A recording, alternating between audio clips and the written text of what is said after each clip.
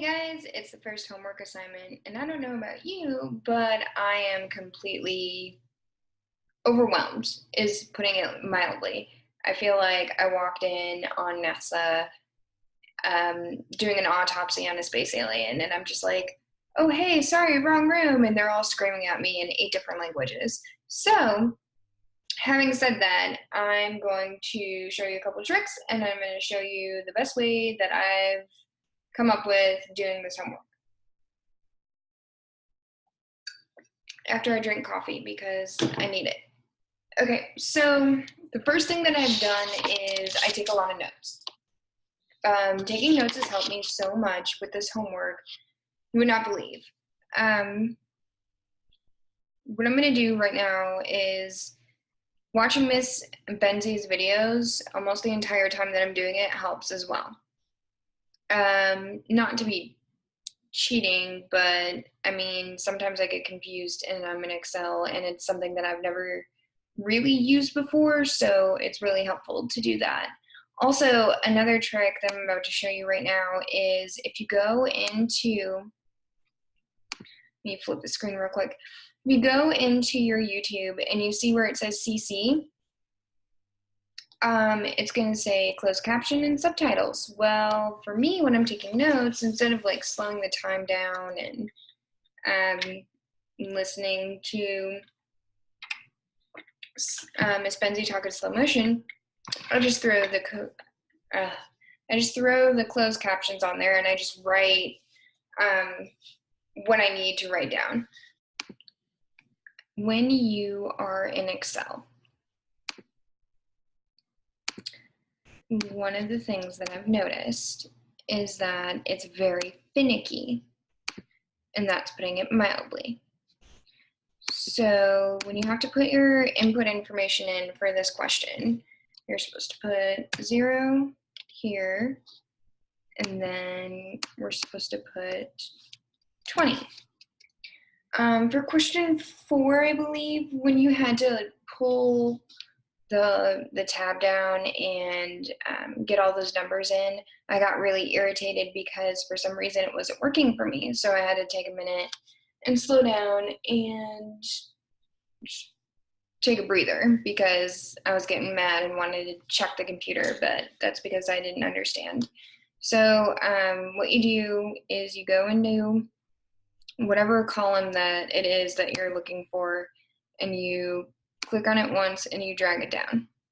And then when you pull on this, you'll see how it says 40 on the right hand side. Well, you just pull it down, and we're supposed to do that until we get to 1,000. Oops. 1,000. Okay, perfect. And then I just hit over here and scroll back up. And so I wrote this problem down, and I'm pretty sure that everybody has gotten this down at least. I know I felt pretty awesome when I got this part pretty much taken care of. It's like, yeah, I learned something. I did something. So, pardon me. You just hit equals, oops, and it's 6.212, and then x, which is going to be that, and then little caret first squared minus 1,200 times that x essentially minus 12. Oh, that's right, no commas. I'm so used to doing that. Bam. Okay, so I can't recall if this will do the same thing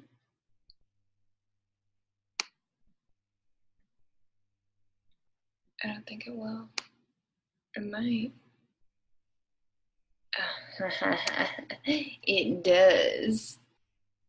Awesome. I learned that you can do some preset effects for a shadow. You can do soft edges.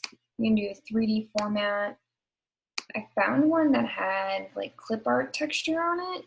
So you can do like rain as the background for your chart. I think if I click on the chart like this, I can show you.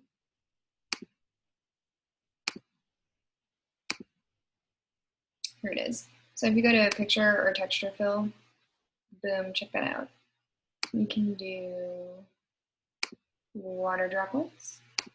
You can do some weird purple carpet texture or very fine pine or some mahogany. I probably already mentioned this in the video. I take notes. That's the only way that I comprehend really, is reading, doing, and taking notes. So as far as what I found profound on the scale of the universe is the grain of rice. I eat rice as a comfort food. I love eating with chopsticks, and I just thought it was really interesting that not just with rice, but it gives you facts with every little thing that you click on, and the facts aren't really anything that you would know off the top of your head, like it's deep research. So I'm going to zoom in here because my eyes are really bad. However, whenever I make videos, the glow off of my computer likes to reflect into my glasses, thus giving the Cyclops effect. And if you watch X-Men, you know what I mean. So for the grain of rice, it says a lot of people on our beautiful world eat rice. If you eat one bowl of rice per day, you will eat around 300 million grains of rice in your lifetime. That also is approximately the population of the United States, which is insane to me because if I could eat rice maybe 5 times a day, I would. Fortunately, I just don't have the time of the day to do that. I'm going to probably share the screen with you so you know exactly what I'm talking about, because that would be wise. So I'm going to go here. I'm going to click on my chart. I'm going to expand that out. Okay.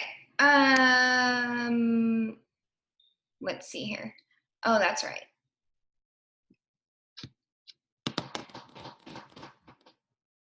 So when we're doing the points of data and the tightness of the points of data, if you notice, and I'm going to zoom in here so you can take a look, maybe with my, there we go.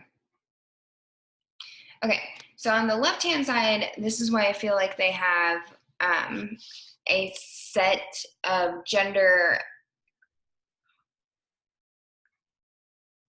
specimens, if you will, for this statistic, because the deviation is not that big of a difference. However, if you look over on the right hand with all the randos, it's a hot mess. That's why I put like the little green glowing spots all over it, because it's to signify just how sporadic all of these specimens were for that specific study. So it just nice and clean and crisp versus messy. Done. Give me 1 second. Okay, so I don't know about you, but number 2 is probably one of my favorite equations, questions, one of my favorites on the homework, honestly, because it made me realize that I need to do some research before I go ahead and assume, because you know how that saying goes. So let me go ahead and pull that up really quick. there we go. So again, montage of 80s. Get off of that. Here we go. Look at these lovely charts. It's just, it really blew my mind while doing these. Like, the difference from not starting at 0 and just starting at whatever advantage would be better for whatever point that somebody's trying to get across. Like, example, the unemployment rates for Clinton's years and Bush's years. Yeah, that's a really drastic difference in Clinton and Bush. Sorry, I worked all day. But if you do the graph properly and see that there's not that much difference, it just blows my mind. And as I said in my introductory video, I love documentaries. So now it just makes me wonder what else has been skewed as far as maybe the FDA skews their statistics, or whatever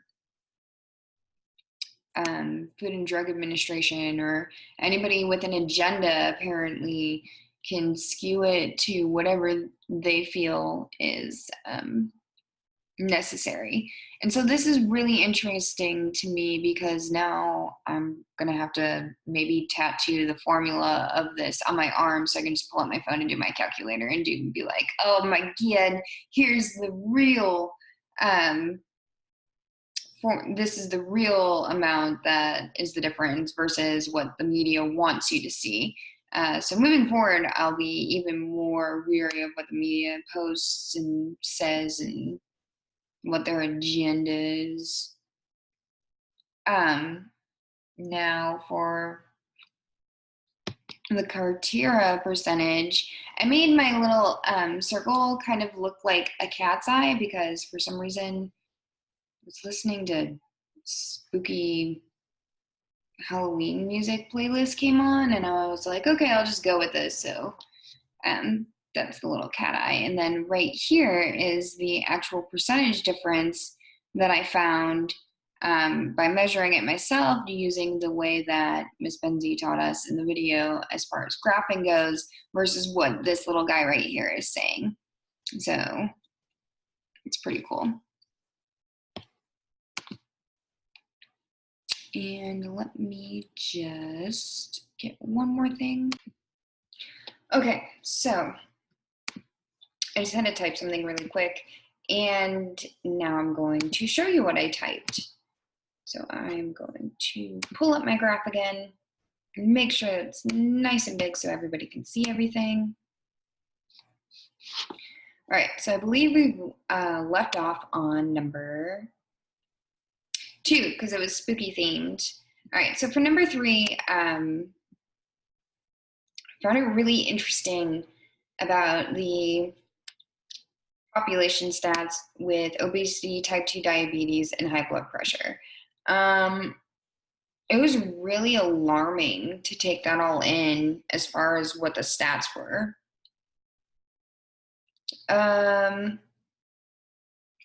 Let's see. But I wrote that it taught me that the main categories are how you are going to measure. So essentially,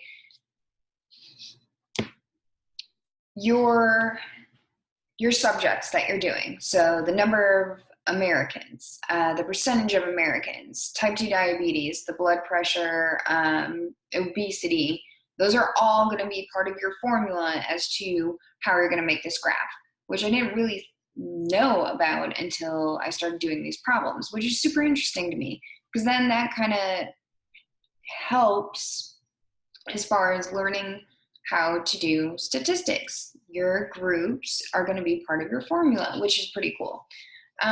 So for me, what I thought was interesting was the probability of having type 2 diabetes and high blood pressure throughout America as a whole is like 0.09%.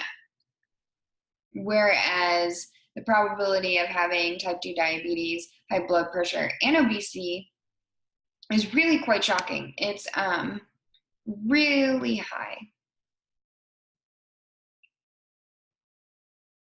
And so I believe it's 8.5%. And I just feel like, for me, my hometown is Chicago, which means it's Illinois. And the obesity rate there is 31.1%. So I feel like having a higher risk of all three of these would just be increased by the percentage of obesity due to what I have on my diagram. And this, again, 80s theme, lovely diagram. The sleep duration, pretty awesome. Let's see if I can do the 5-sentence breakdown in 5 seconds. The standard deviation process is, again, definitions, a quantity calculated to indicate the extent of a deviation, which if deviation is the action of departing or leaving from the norm. Okay, now we know that. So where did I leave off? A quantity calculated to indicate the extent of the separation from a group as a whole. That way it's easier. So no two colleges are alike. A college student is alike. Somebody can have part-time classes, somebody can be a full-time student, somebody can have more task-oriented classes where you're staying up until 3 o'clock in the morning. Hey, that's me, college life, yay. Or you could have somebody that's able to get all of their homework done in one sitting, do it in 45 minutes, and just have time to hang out and go to sleep at a normal hour. However, depending on the homework, I personally have nights where I can go to bed at 9 a.m. or I can do what I'm doing and go to bed at 12:30, 1 o'clock in the morning, 3 o'clock in the morning because of all of the homework I have. And this isn't to say that I'm procrastinating, though sometimes I do. I'll openly admit that. It's more of I am all over the place on top of not only making sure that every single class homework is done perfectly to the T, I also like to make sure that my house is clean and I like clean clothes and all that jazz. So getting back on topic, let's see. One student will have more courses than the other. And of course, as I just went, I was on topic. What are you doing? See, this is what happens when you don't get enough sleep. You start being a crazy person and falling apart. Let's see. Miss Benzie, I'm going to quote you from your video, your assistance video for this graph. There are too many values that fall within the normal range, i.e. there's too much difference in data. That's why it's hard to pinpoint exactly where I would fall on this versus any other student that's probably staying up way later than me doing homework.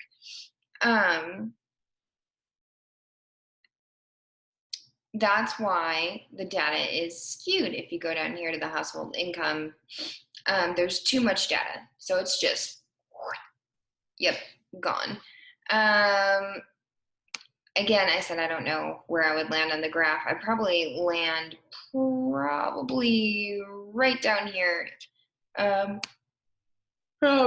hours of sleep, maybe, because I can get anywhere from 4 to 8, but hey, that's what coffee's for. Now, to my special treat, just for you, Miss Benzie. And I don't know if you played video games or not, or if you had somebody in your family that played video games or not, but I am a big video game fan. And thus, when I made this chart, I thought of that. And so I made a chart with little Pac-Man on them. I just thought it was super cute and fun. Look at how happy those Pac-Man are. And last but not least, question 6, which we went over and did together. with my little happy little Pac-Man. Yay! I just think it's super cute. Anyway, 5 sentences in 5 seconds, which I'm not really doing, but hey, we'll get better at it. The zero marks the initial setup process, which is the green Pac-Man. When you start a business, this is not only based on this chart that we've done, this is based off of the homework that I do for my accounting class. It is, and the video that I watched, which was linked to the homework, which was pretty good too. But it is a process of a lot of sweat, tears, emotional outbursts, and a lot of money that you are not going to be looking at a profit for a little bit. For my accounting class, I had to come up with a business plan, talk to an actual banker, and find a plot of land, and do all of the startup fees and processes and how much it would be for the electric, and I'm just letting you know right now, it is a process. You're going to need a lot of money or some really good credit in order to get a flowing, great, easy, nice, fun startup. Having said that, the lowest amount of money is where the Pac-Man resides on the bottom, the initial, the yellow, happy, not so happy, hungry Pac-Man. Whereas the bottom dollar is marked by the red Pac-Man. And let's see, 220 flame projectors, I thought that was cute, is when the business would turn a profit, red Pac-Man. And a business does not flourish overnight. It takes years and debt. But eventually, if you continue to pursue what you believe in and try really hard, I don't see why your business would fail. Now that that is done, I just wanted to say, this is a monumental moment that we have made it through our first homework assignment. And let this be a lesson to us, not to underestimate the fact that maybe we need more part-time, and maybe we need more coffee, and maybe we should just stop talking. But I had fun with this. It was super scary at first. Notes, note-taking, using the closed captions, and Google. Best friends. On that note, until we meet again, farewell, fellow colleague. Oh, here she comes. She's a man.